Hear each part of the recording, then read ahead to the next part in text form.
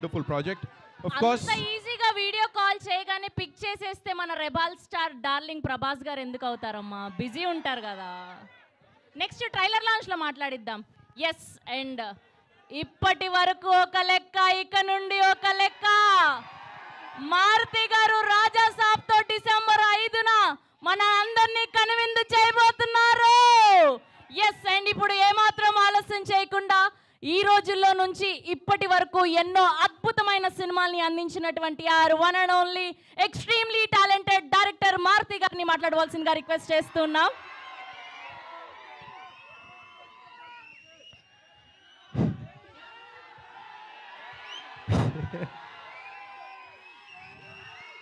జై rebel star.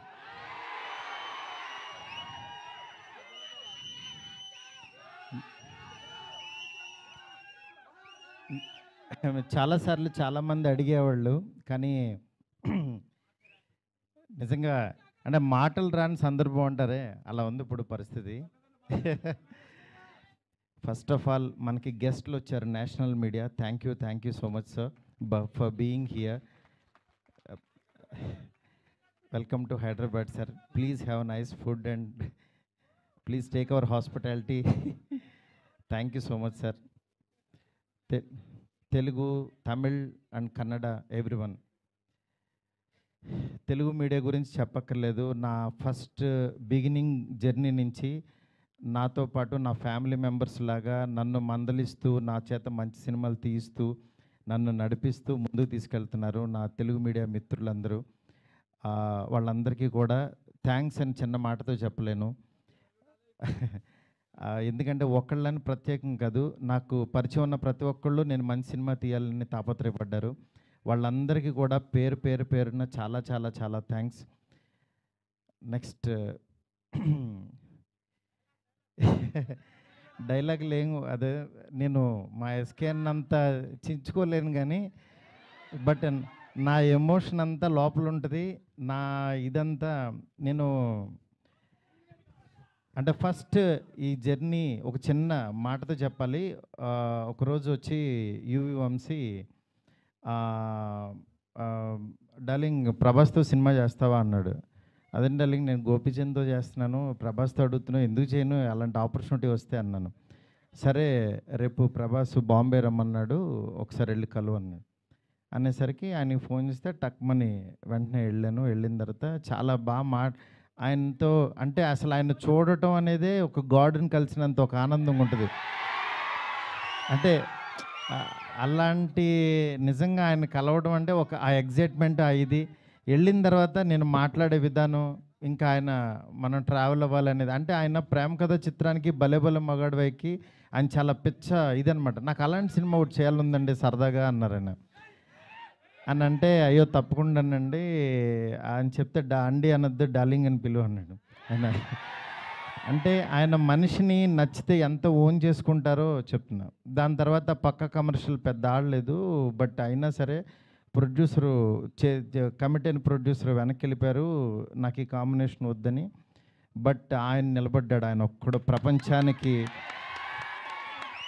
నేనన్నాను, నేను కూడా యాక్చువల్గా వద్దులే ఇలాంటి పరిస్థితుల్లో ఎందుకు అని ఒక మెసేజ్ పెట్టేద్దాం ఆయనకి, డార్లింగ్ మనం తర్వాత చేద్దాము పోనని నేను మెసేజ్ పెట్టేద్దామని ఫోన్ తీసి వంశీకి చెప్పా, డార్లింగ్ ఎందుకు ప్రభాస్ గారు ఆయన దీనిలో ఉన్నారు, నాకున్న ఇప్పుడు దీనికి కరెక్ట్ కాదు, ఇలాంటి టైంలో నేను కూడా చేయలేను, నేను ఏదో తేజుతోనే ఇట్లా వెళ్ళిపోతాను అన్నా. అని అంటే సరే నువ్వు ఆలోచించుకో అన్నారు. ఆ రోజు ఈవినింగ్ మళ్ళీ ఆయనే ప్రభాస్ గారు ఫోన్ చేశారు. ఫోన్ చేసి డార్లింగ్ నువ్వు చెప్పింది అది బాగుంది, ఇది చాలా బాగుంది, ఇది అదిరిపోయింది అన్నారు. ఈయన ఇంత నమ్ముతున్నాడు ఏంటి అసలు నన్ను అని ఇంత నమ్మినప్పుడు, ఇంత నమ్ముతున్నాడు అనుకుని నేను 2 days ఆలోచించి, అరే మనం పని చేయలేము అని వెనక్కి అడిగేస్తే ఇక చచ్చిపోయినట్టే, మనం హైదరాబాద్ వచ్చింది వెనక్కి తిరిగి వెళ్ళడానికి కాదు కదా, అందుకని సరే తేల్చుకుందాం, ఇది ఎందుకు తీయలేమో చూద్దాం అని చెప్పి ఆ రోజు కాల్ తీసుకుని ఆయనకి చెప్పడం మొదలుపెట్టాను. దాని తర్వాత అలా ఈ రాజ్యసభ ఇలా అయింది.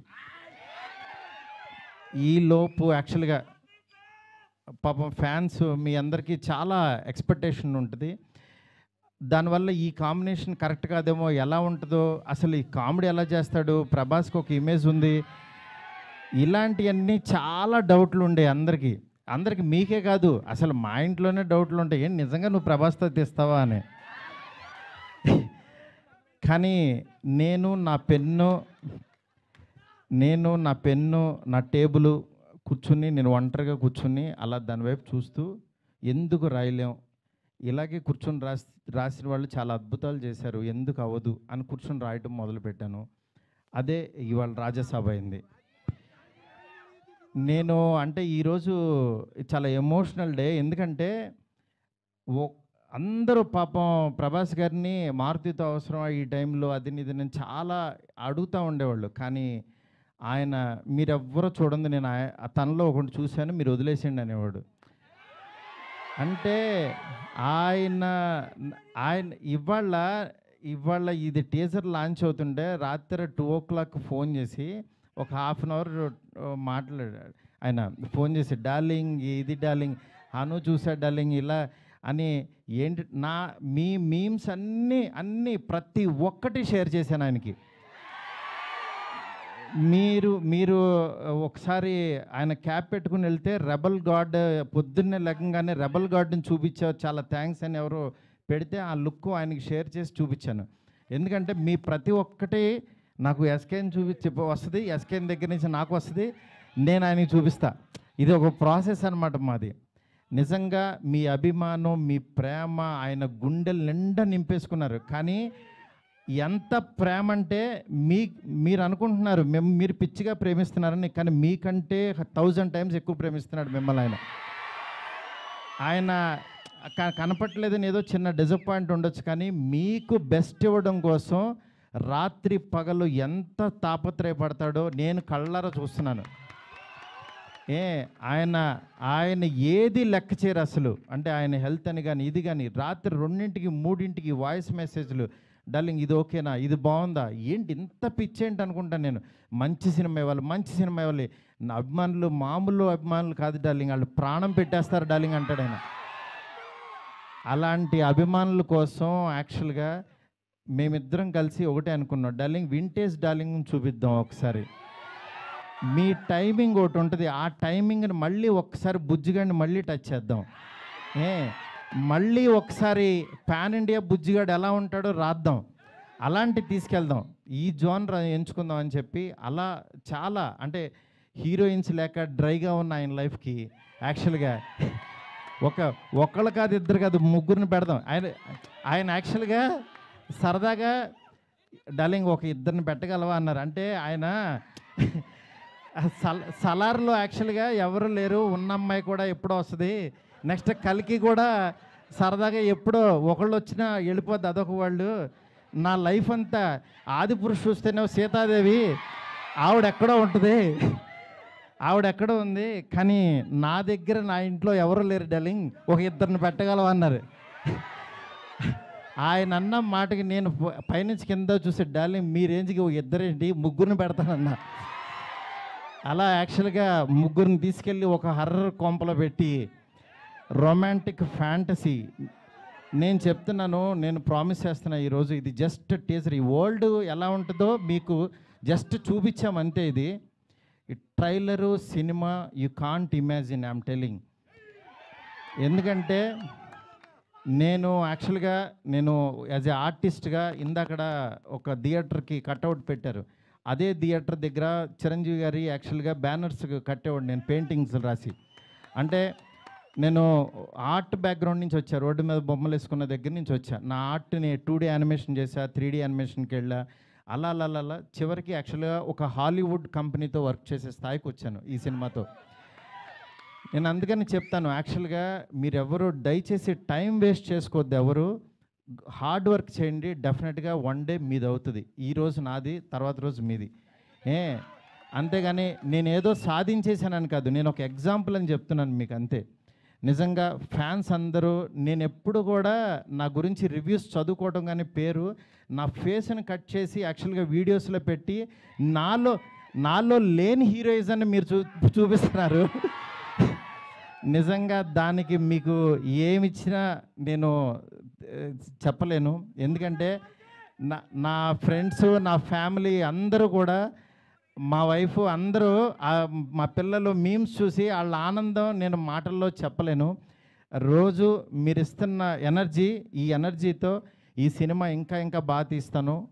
ఇంకొంచెం బ్యాలెన్స్ ఉంది. బాగా తీస్తానంటే ఇంకా చాలా తీయలేమని కంగారు పడద్దు.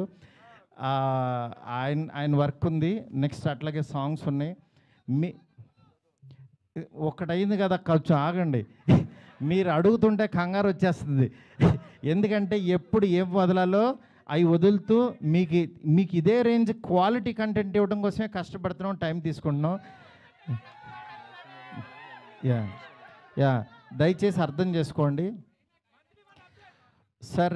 I hope national media you like the teaser sir. Thank you so much sir.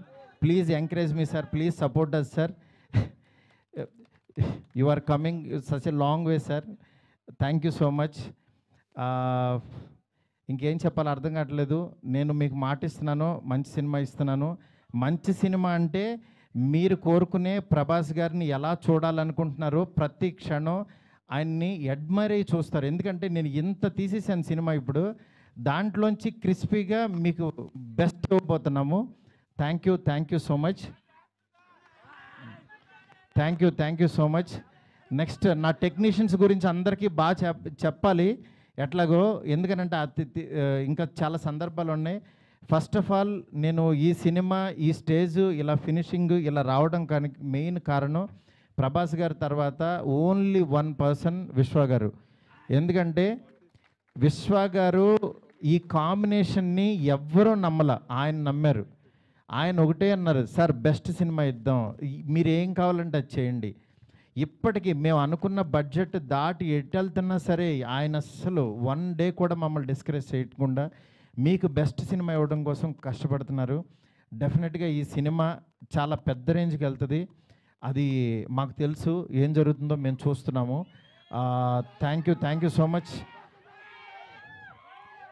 Okay, మా డిఓపి కార్తిక్కి, అట్లాగే మా రాజీవన్ సార్కి, మా ఫ్రెండ్ ఎస్కేఎన్కి, నా లెఫ్ట్ హ్యాండ్ రైట్ హ్యాండ్ అన్నీ, అట్లాగే మా శ్రేయస్ మీడియా ఫ్రెండ్స్కి, శ్యామ్కి, సుజిత్కి, ఇట్లా ప్రతి ఒక్కరికి, మా మీడియా ఫ్రెండ్స్ వంశీ కాక అందరికీ కూడా చాలా థ్యాంక్స్. అట్లాగే ఇక్కడికి వచ్చిన తెలుగు మీడియా మూర్తి గారికి, నెక్స్ట్ నిశాంత్ గారు, అన్వర్, ఇట్లా జీవి గారు, ప్రతి ఒక్కళ్ళు, సురేష్ కొండరెడ్డి, చాలా థ్యాంక్స్ అండి. Thank you so much. Bye. Thank you so much Maruti గారు. అండ్ ఫ్యాన్స్ కోసం ఒక